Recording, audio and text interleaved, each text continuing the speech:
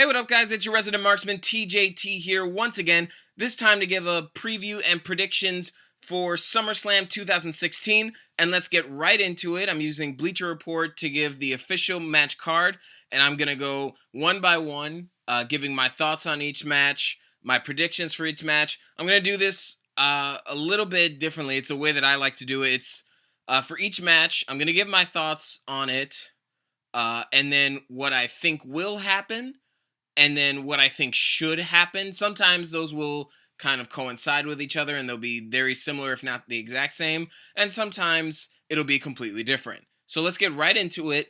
First off, we have American Alpha, the Hype Bros, and the Usos versus Breezango, the Ascension, and the Vaudevillains. So basically a rerun of SmackDown Live last week. And I'm going to borrow from King Ross from What Culture WWE, new era, same old shit, okay? I mean, come on. Really?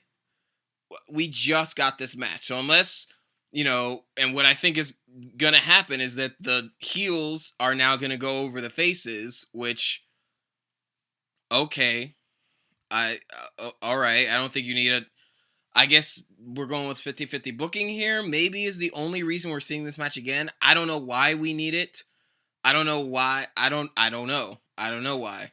But I sort of just hinted at it. I think my prediction, because we literally just saw this match the last time WWE was on TV, was SmackDown Live. The faces went over, so now I'm going to go ahead and predict that the heels will go over. Breezango, the Ascension, and the Vaudevillains will pick up the win here to kind of even out the SmackDown Live tag team division, even though it's basically American Alpha's division, which I think is a terrible move. I think, yes, American Alpha are the new blood, and they're coming in, and they have all the momentum in the world, but when you do stuff like this, it just kind of crams American Alpha down our throat. Not that I think a lot of people are complaining about American Alpha getting a push, but you should make it this obvious, because honestly, none of the heel teams are made to look like any kind of threat. Breezango's been a joke. The Ascension just came pretty much the hell out of nowhere. And the Vaudevillains have already jobbed out to American Alpha countless times, and they've jobbed out to Enzo and Cass. So I think it's a misstep, but maybe with this win at SummerSlam, the heels will even the playing field. I think they still have more work to do, but hopefully the division on SmackDown Live will get a lot better. Next, we have Sami Zayn and Neville versus the Dudley Boyz. Now, I called this, I think it was 2 weeks ago, when Neville partnered with Sin Cara, and I thought to myself, and I may have tweeted this, because I may have started live tweeting at that point, why didn't they put Sami Zayn with Neville? I've been saying this since he came back and partnered with Sin Cara, of all people. I thought that was extremely random. There was no point in it whatsoever. It was just meaningless. Meanwhile, if you put Sami Zayn with Neville, there are a lot of people, before this match was announced, in fact, just looking at the card, I just heard, I mean, this is me learning about it right now as I read it, but before the match was announced, there were a lot of people that were saying Sami Zayn deserves to be on SummerSlam. Where's Sami Zayn on the card? I've been saying that they should put Sami Zayn and Neville together because it just makes sense. They have similar styles, but they're both different. They're their own characters. They have history in NXT. They were friends. So it made sense to put them together.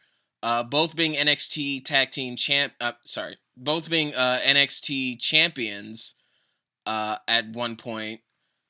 It made a lot of sense, and it gives Sami Zayn something to do.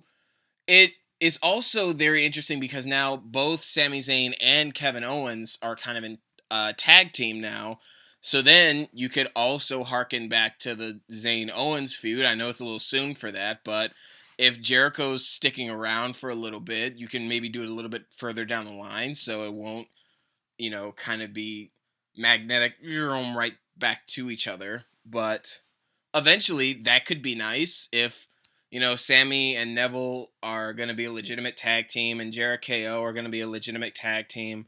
Raw has the far more dynamic, far deeper, far more interesting tag team division at this point, just because, and I'm going to mention this later on, there's a very good chance that the club could come out with the tag team champions tonight and finally unseat the New Day. So now all of a sudden it's up in the air. Enzo and Cass could get the belts next. The New Day could get the belts again at another point. Or they could retain tonight and somebody else could unseat them. Maybe Enzo and Cass. Then you have Sami Zayn and Neville could be upset winners. You could have Jericho and Owens get the titles. I think the one tag team that I cannot see being legitimate contenders is the Dudley Boyz. And I think they're actually doing an angle where they might split up the Dudley Boyz. That's interesting. And the only reason that it's not bad in my opinion is because we've seen Bubba Ray be Bully Ray in TNA. We know that he can carry himself as a singles competitor. Devon, maybe. It'll be interesting to see where they go. I think it would be far more interesting if they didn't just go the generic route of splitting them up, but if the duo notices that they have some issues and they try to actually work on it. And we see vignettes of them going back to their roots, maybe going to Philadelphia and retracing their history and like really getting back to who they are as a tag team. Then you reintroduce them to the tag team division after kind of finding themselves again. I don't think it should lead to a face turn necessarily because we need the heel teams. There are only 2 heel teams in Jericho and the club. And Shining Stars somewhere, but I mean they're jobbers. Come on. So maybe don't turn them face, but just reinvigorate them. Have them use the tables again, but still be heels. And I don't know. Anyway, my predictions for the match. Obviously, Sami Zayn and Neville are going over the Dudley Boyz. I think it's going to keep going along this path of friction between the Dudley Boyz. I think they're going to go ahead and split the Dudley Boyz up. I think SummerSlam is the place where something that momentous would happen. So I think maybe they're splitting up tonight. However, I've already said what I think they should do. So there's that. All right, so on to the main card.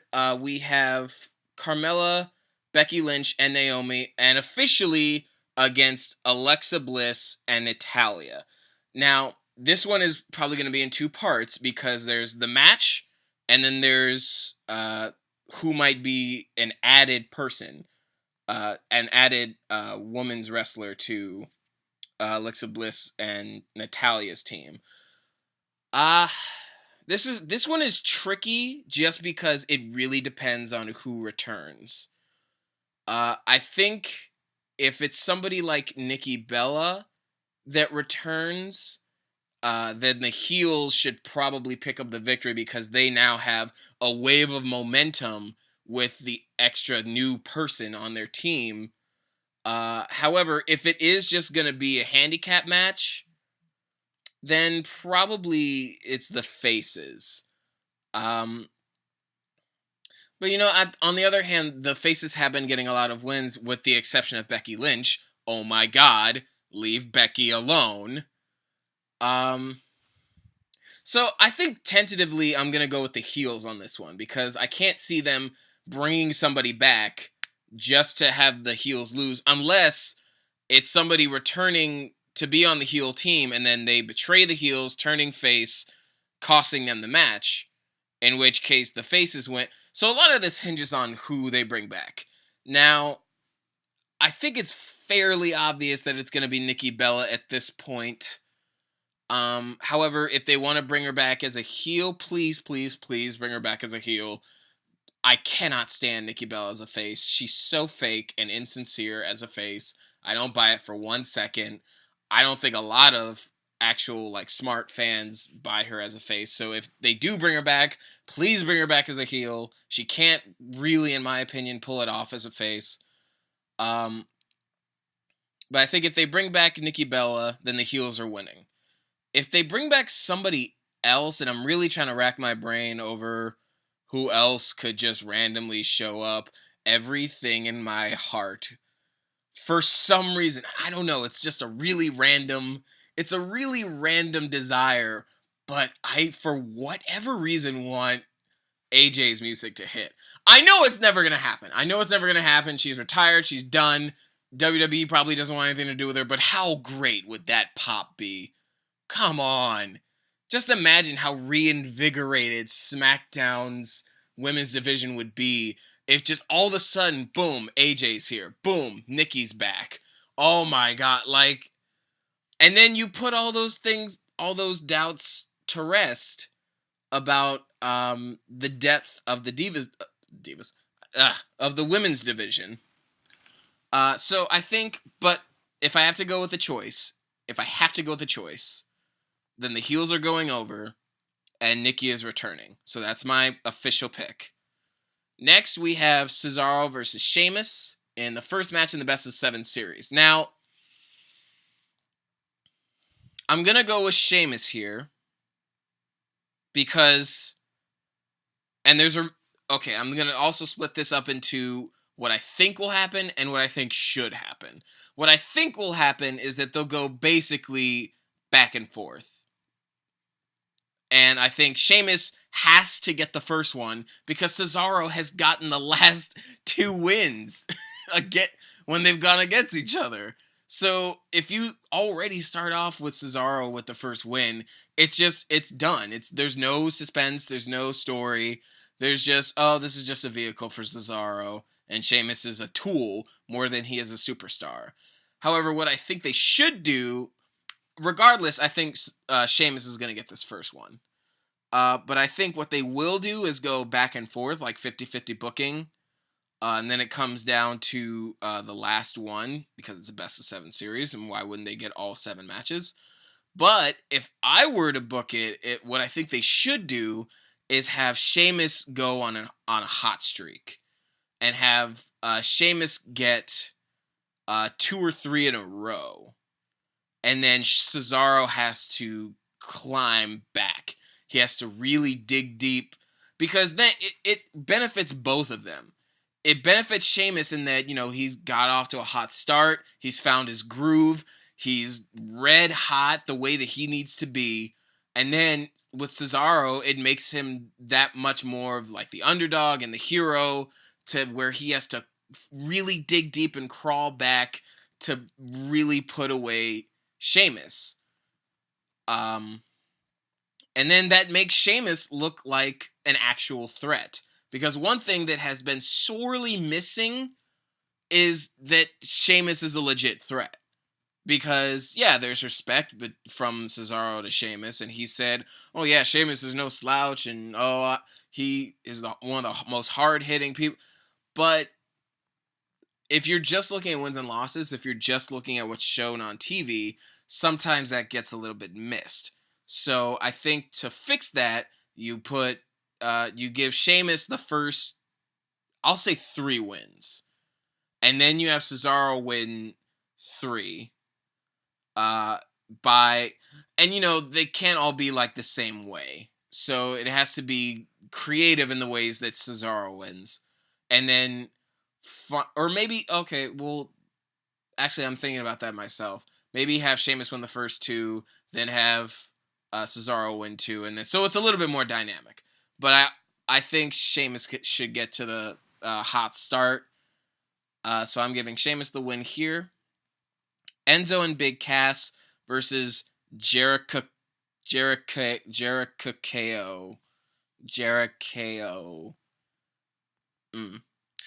Enzo and Big Cass versus Chris Jericho and Kevin Owens. I want to say Enzo and Cass. But I think it wouldn't hurt them, and it would do a lot to help Chris Jericho and Kevin Owens to win. I don't think it'll really hurt Enzo and Cass that much to lose. They're still going to be over. However, it shouldn't be this predictable, but it is, and I think Enzo and Cass are going to win. I think that's it. Maybe there's another reason for them to keep this feud going, and then Jericho gets the win later on, but I don't know. Regardless, I think Enzo and Cass are going to pick up the win. It hasn't been the best built feud. It hasn't... I don't know. I don't have a lot to say about this match, and that says a lot, because you've already heard me drone on about the others. Miz versus Apollo Crews. This is probably the biggest... This is probably the biggest difference on this card of what they will do versus what they should do. I think what they should do is have the Miz retain Dirty against Apollo Crews, and I'll go into further detail in that in another video that I'm going to do, new kind of spin-off podcast, TJ's Wish List, where what I think they should do to kind of revamp the Intercontinental Championship scene. What I think they will do, I think they're going to go ahead and pull the trigger on Apollo Crews. Yeah. This one isn't the easiest to call, though, because it is kind of soon for Apollo Crews, but I think they're high on Apollo Crews. So I think they're going to go ahead and pull the trigger. Miz has had a nice, lengthy run. And so, yeah, I think for my official pick, I'm going with Apollo Crews, but I'll admit that they could very well keep it on Miz for a little bit longer. New Day versus the Club. I think the Club's coming away with the championships. I don't necessarily like it, but I feel like it's necessary. I feel like at this point you're getting to a place where the New Day has to lose eventually. And the Club, to really legitimize the Club, you have to have the Club do it. The Club has to be the ones that do it. They already have a good story going on. They took out Big E. Kofi and Xavier don't really team that often, so they're already a little bit off their game. Now, I like the new side of the New Day, but I think that side of the New Day is much better suited, the more aggressive side, the more kind of serious side, that is coincidentally coming right after their feud with the Wyatts, where they also kind of had to maybe switch gears a little bit. This new side of the New Day is better suited for the chase instead of having the gold. I think if you give the Club the titles, the New Day is going to be much more interesting when they're chasing the championships. And I honestly think WWE has seen that, okay, New Day, they're kind of surpassed their peak of popularity. They used to be like red hot, and it was great to keep the championships on them then. However, they're just now starting to maybe dip a little bit. Enzo and Cass are here, and they're doing big things. So they're kind of sharing that popularity a little bit, and New Day has become just the teensiest bit stale, in my opinion. So I think to kind of mix things up, go ahead and give the titles to the Club. The Club need to look like actual threats. Okay, like I'll admit, you know, the ring postitis thing was funny the first time they did it. And it reminded me, I mentioned this on Twitter, that it reminded me of DX in the press conference where they said, we will not say, you know, this, and this on the air. And that was all funny and everything. But honestly, there are no ass kissers. There are no ass kickers on Raw in terms of tag teams. The Club need to fill that void. Or if you do what I mentioned earlier with the Dudley Boyz, maybe the Dudley Boyz do it, but not right now. I mean, we need some legitimate, tough blood in the tag team division on Raw, And the club could very easily do that, especially if they now have the tag team championships on them. I think the club is going to come away with it at SummerSlam. We'll see how it goes. Rusev versus Roman Reigns. This is also another thing where it's hard to judge how the match is going to go because I'm not entirely sure that Roman is out of the doghouse. Now, if Roman is out of the doghouse, I think it's very clear that he's going to win the championship because who else is going to dethrone Rusev? I mean, he seems like the perfect person to finally come along and unseat Rusev for this championship. However, if Roman Reigns is still like, they're still like, okay, we need you to do one more thing and then you're good. Your slate's wiped clean and you can start fresh again. Then maybe he'll job out to Rusev at SummerSlam. That'll be the last kind of cap on his punishment for violating wellness and getting suspended during a huge storyline. So it's difficult. It's also difficult to judge because we just got this match last week and Roman won. Now, wrestling logic dictates Roman just won. You can't really have Roman win again unless you want to like really bury Rusev. Beat him twice in a row, and then like Rusev has to have a rematch. It's in the clause for the when you have a championship and you lose it, you get a rematch. So, and then if Roman were to beat him again, that's 3 times in a row that he loses to Roman. I don't like it. So I think, honestly, what I think they will do, I think they will put the championship on Roman Reigns. However, what I think they should do is have Rusev retain it. It can be dirty. There's actually 2 ways I could see them doing this. Rusev could retain it dirty and get some more heat on him. I think he maybe lost a little bit of heel heat. I think the audience is kind of, they're split, but not in the right way. They're split in that maybe especially with that wedding stuff, he's maybe gotten a little boring and he's kind of lost a little bit of that heel heat because of it. Or they're actually starting to really like Rusev because they've seen him perform very consistently in main event spots for the past 2 weeks. I mean, he defended the championship 2 weeks ago versus Cesaro. He was in the lengthy main event match with Roman Reigns where he basically dominated that whole match. I think a lot of people are starting to really kind of get into Rusev as a wrestler, maybe not as a character, but he's starting to win over that respect. And so maybe, I mean, if it were another situation, I would even could toy with the thought of a double turn, but it's Rusev. It's a face turn is going to be tricky with Rusev. It has to be versus the right person. I don't think Roman's the right person. I don't think this is the right time. But I could definitely see a face Rusev in the future, just not right now. So either Rusev reclaims some of that heel heat that he may have lost by cheating to retain against Roman, or he debuts a new finisher to put Roman away that Roman couldn't have planned for and that nobody's going to see coming, because that was the story last week when they faced each other.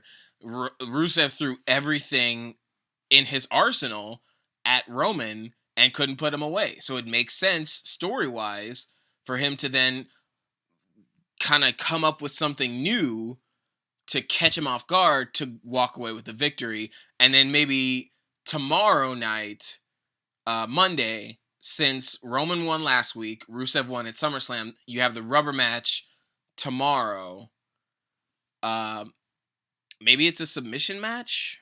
I don't know.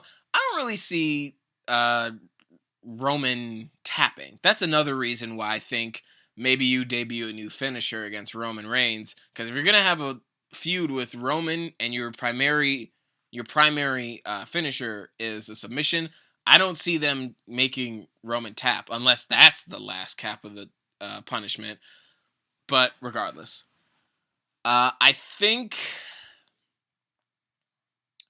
we're gonna see Roman Reigns come away with the United States Championship. You know what? I just thought about this. If we have Roman come away with the US Championship, and we have the club win the tag team championships, and Apollo Crews, that's too many title changes. I think I'm going to switch my pick for Miz versus Apollo Crews. I'm going to have Miz keep his title because we can't have all the titles change. Okay. I just looked at the card again. That might not be the case. But in any case, next we have John Cena versus AJ Styles. What I think will happen is that I think John Cena will win. What I think should happen, and the far more interesting thing, is to have AJ win clean. Again, I'm going to address this in a later video that I'm probably going to put up.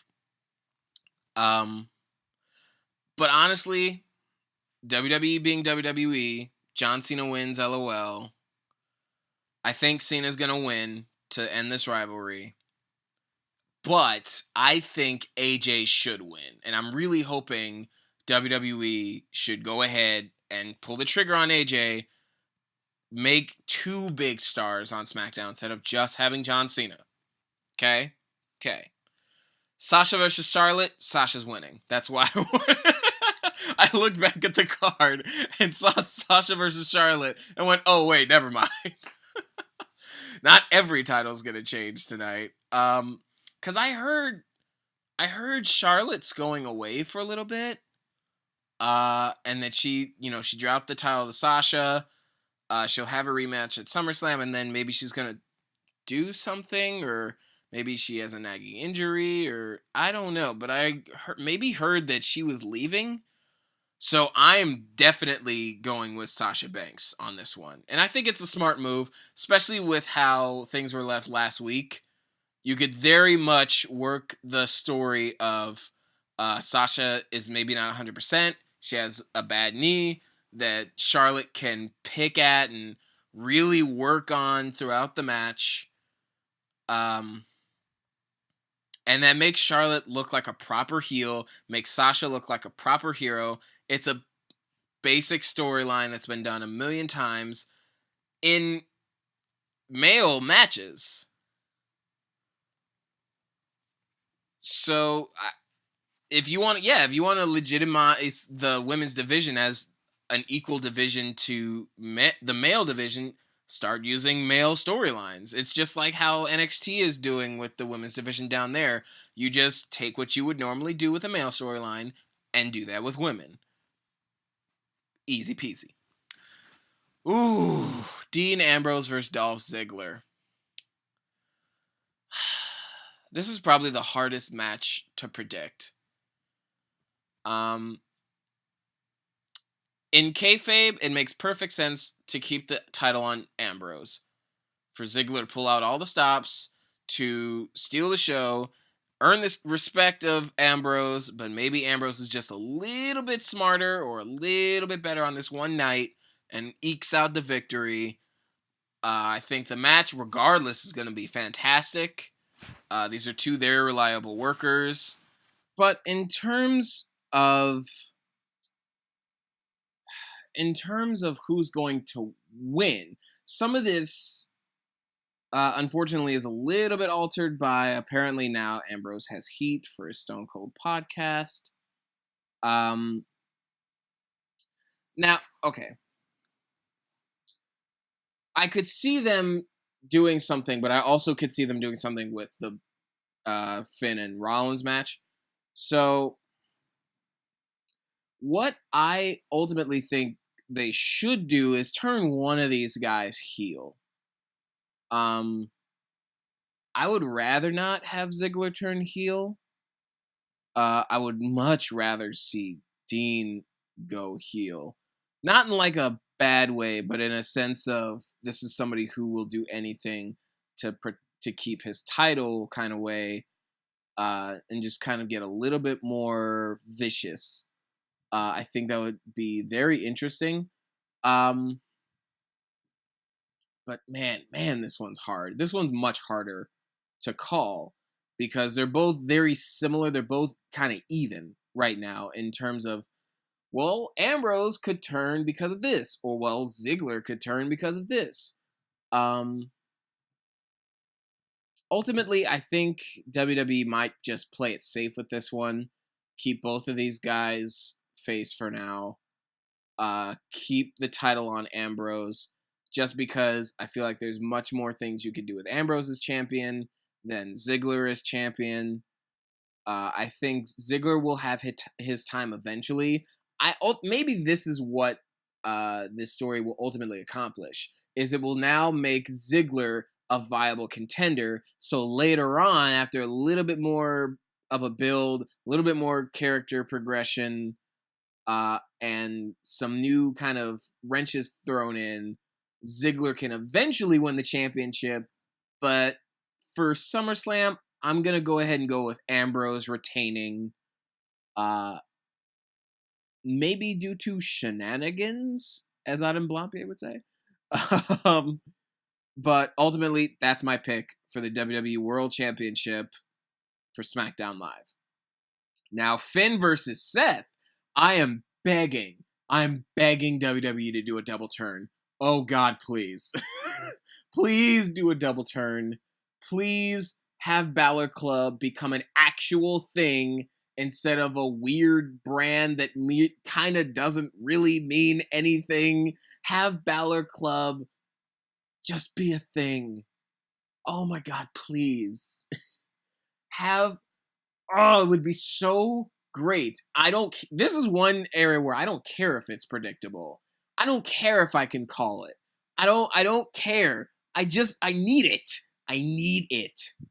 I never really experienced Bullet Club. I was never really following New Japan or anything outside of WWE. But just the idea that now you can have something that's outside of WWE come into WWE and have that little twist, that little WWE twist to it, I think can be really cool. If you have the right people working on it, if you have enough faith, if you have enough confidence, just pull the trigger. Just pull the trigger. And also, you need to turn Seth. It's ridiculous now. Just like how it was ridiculous to keep Roman Reigns face through all the boos. It is now ridiculous to try and keep Seth heel with all the cheers that he's getting. Please, at the very least, turn Seth face. At the very least, turn Seth face. If they just turn Seth face with a simple handshake out of respect after the match, fine. And some people may be questioning having Finn win the Universal Championship. I will go ahead and say, I don't think Rollins should win the championship yet. Not yet. Because again, some people are just a little bit more interesting when they're chasing the championship than when they actually win. And I think Rollins has quickly become one of those people. He had his championship run. He did a lot of I think he basically did all the things that he could do as a heel. With that heel run that he had. And now as a face, I think he's got to chase it a little bit longer. Maybe keep that payoff until WrestleMania even.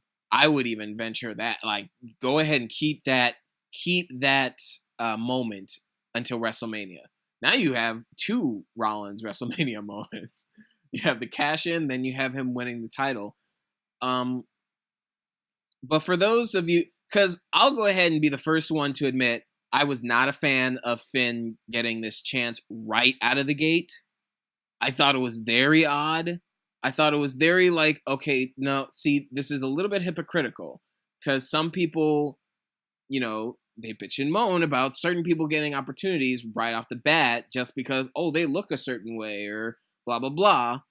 Finn Balor, on his first day on the main roster, gets a number one contender shot for the new, top title. I mean, I can't be hypocritical about this. I know some people are very fine with being a little bit hypocritical about it because it's Finn Balor. It's Devitt. But I gotta stick to my guns a little bit on this one. I was not a fan at first of him getting this shot this early. However, if they pull the trigger and do the Balor Club thing and turn him heel, that will just be fuel to the fire of his heat. It will be heel heat. And I think they should avoid the stereotypical, like, the generic story that Finn can't win without the club, because they're already doing that. They were doing that all the time with Charlotte. She can't win without Rick. Okay, she got rid of Rick. Now she can't win without Dana. Like, so I think, finally have him turn heel and reunite with the club, but don't use that as a crutch. I think Finn should be similar to how Triple H was during Evolution, or how Randy Orton was with Legacy. I don't think either of them needed the help, but they definitely used it. And I think that is, again, even more heat. But I definitely think they should, at the most, turn both, like, do a double turn, and reunite Balor with the club, making Balor Club, or at the least, turn Seth face, for the love of God. And then, for some reason, Brock Lesnar versus Randy Orton is the main event, which just makes me think that there is going to be shenanigans. Ultimately, God, unless it's the biggest amount of shenanigans in the world, no, not even then. Not even then. Brock Lesnar has to win. And you know what? It's out of respect to The Undertaker. Do not now all of a sudden make Brock Lesnar normal like any other superstar. You've made Brock Lesnar a superhuman for the past 2 years. Don't you dare back out on that now. Otherwise, the streak was lost for no reason. Brock has to basically be a mutant for the rest of his run, basically, until you make a new, like, face. Unless you make, like, the new undisputed top guy. That's why I think the only person that should beat Brock now is maybe Seth Rollins or maybe Roman Reigns, because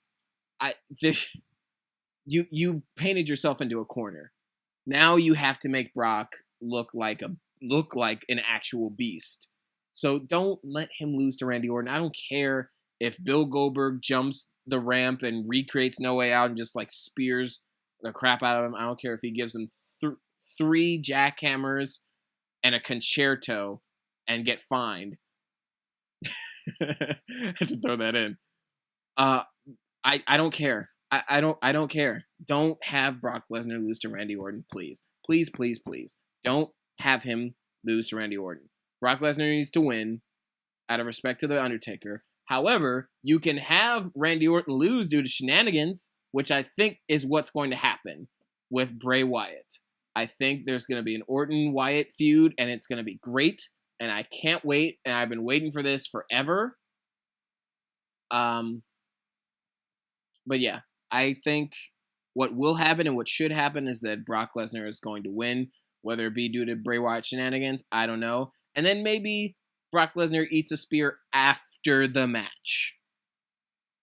After the match, please.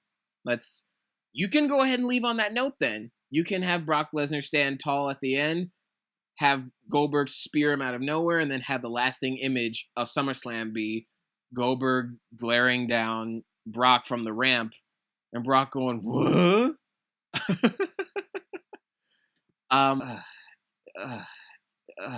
Don't have Brock Lesnar lose to Randy Orton. It's just not. No, don't do that. So ultimately, those are all my picks. Yeah, I think that's it. I think we've covered any potential surprise appearances. If they add a match last minute, I have no idea what it would be. So that is what I think is going to happen at SummerSlam. What do you guys think? Comment in the comment section below. Like and subscribe, please. And until next time, guys, I've been TJT. And oh my God, I almost said you are my loyal subjects. I've been watching too much Well Culture. All right, I'll see you guys next time.